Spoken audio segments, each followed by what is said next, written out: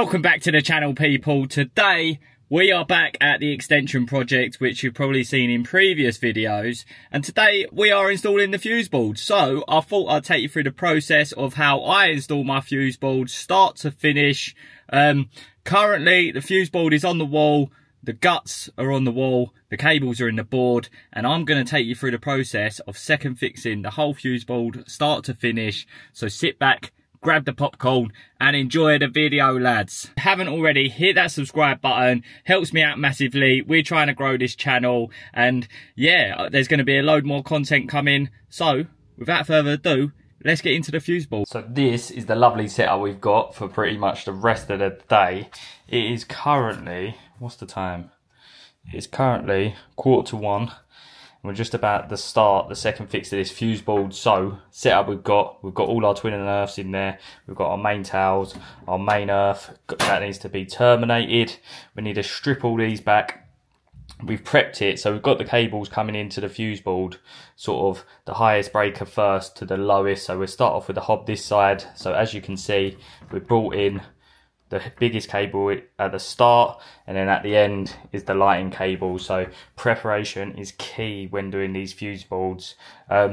We've jot everything down, all the circuits down on the pad, so we know which way the order is going. So like I said before, we start biggest, go to the smallest, and then start second fixing. So what we're going to do is just start stripping everything back, terminate the earths first. That's what I do. I terminate the earths first, and then I loop them behind the dim rail. So we're going to start stripping it all back. I'll probably do a time lapse of me stripping it all back, getting them into position, and I'll catch up with you in a minute. Mind the dodgy handwriting, but this is the list we have got. So we've got a total of 16 circuits going in.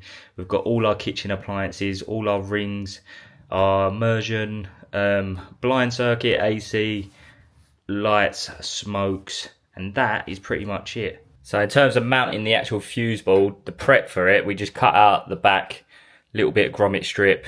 Obviously you usually have 2 gaps, but we just cut that out so we have a nice big hole to get all the cables through, as we've got loads of cables.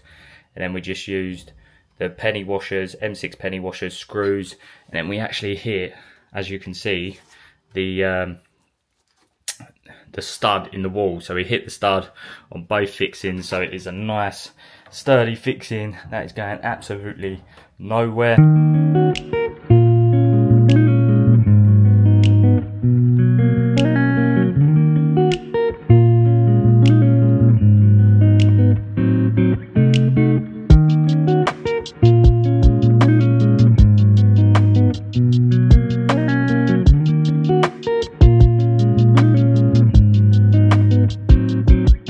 So we're just making our way through the circuits. We're just stripping the earths back, getting them sleeved up, getting them terminated one by one. And then the live and neutrals, we just put a bend in them, tuck them behind the dim rail. So eventually they will go behind the dim rail. I like to always leave slack, just because for the next man, if you ever need to move the circuits around, then you've got that slack behind the dim rail. And then also what I've been doing is just marking up, I don't know if you can see that, but just marking up the ends of the cables in correlation with the list we've got. So this is circuit number 6, so that'll be loft ring circuit number 6. So when we come to second fix these, we know which is which compared to the list. All the earths are in, we've dressed them in. We might put a cable tie for this bunch here, but we've got all the cables in, we've got the loops behind the dim rails, we've got the dim rail in place now. So now it's time to get the RCBOs in. So we've got all our RCBOs ready to go in each pile, so they're set up ready to go. Just look at the sheer amount of tools you need though. It is mental, mate. Just for a fuse board, the amount of tools you need, crazy. But now one by one, we get the main switch in, SPD, get everything all in and start racking up the RCBOs.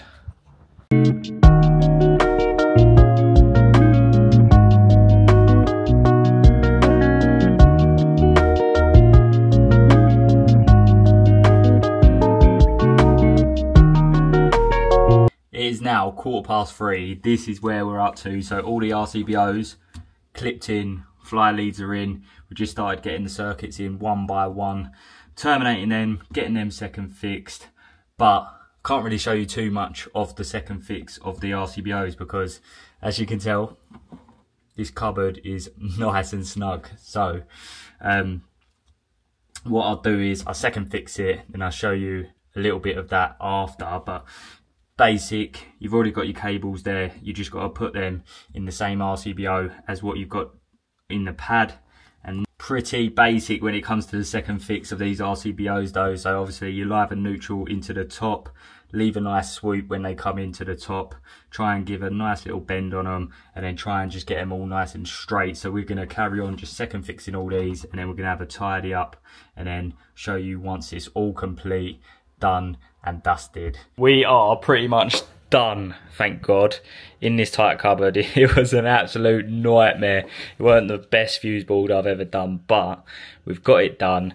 All these are kind of level, nice and neat. Got the earths just swooping up nice and neat. All the fly leads, all the terminals are nice and tight. We just went around checking, making sure they're all nice and tight. The only thing we have forgot, another 6 amp breaker, and we've also got the Ring doorbell transformer to go in as well. So yeah, pain in the arse. I'm always forgetting something when I do a fuse board, but yeah, pretty much there. Just got the buzz bar to go in, and then jobs are good. And with the buzz bar, when you're putting the buzz bar in, a lot of people make this mistake and don't actually realise that there's a thick end to the buzz bar. So one end is smaller than the other. This thick end needs to go main switch side, so it'll go thick end on the main switch and then smaller end there, thicker end, bigger terminal on the main switch, thicker buzz bar. Simple as. A lot of people make that mistake. You'd be surprised the amount of times I've seen that. So yeah, thicker end, main switch. And when putting in the buzz bar, tighten one side first, get that really tight, and then tighten the other side, because then the other side won't fall out when you're tightening. If you tighten this side first and work your way down, this side just falls out. So tighten one side, tighten the other, tighten the middle, and then you're good to go. I've used Fusebox quite a lot, and I've installed a lot of their fuse boards now, and I like them. I like them a lot. Their RCBOs are great, the space in the fuse boards great, the fixing's good. The only downfall is the fly lead, the earth fly lead for the SPD. It's always too short. I don't know whether it has to be a set minimum 300mm or something like that, but the fly lead for the SPD is ridiculous. There's just, what you meant to do with that? It's just, I don't know. This is the only downfall, I think, for Fusebox anyway, but I could maybe wrap it around there, but then it's too short, and look how tight it is to get into their terminals. Nightmare.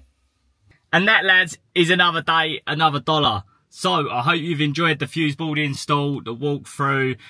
That is personally how I do my fuse boards pretty much every time. Sometimes they're a little bit different, but pretty much earths in, RCBOs in, live and neutrals. I think a lot of people overthink fuse boards. I think they overthink them and think they're more difficult than they actually are, but if you look at it, it's basically just a big massive socket. That's how I see it anyway, and that's how I tell people to look at it. Just go step by step by step, and then you can't go wrong. You literally can't go wrong. Live, earth, neutral.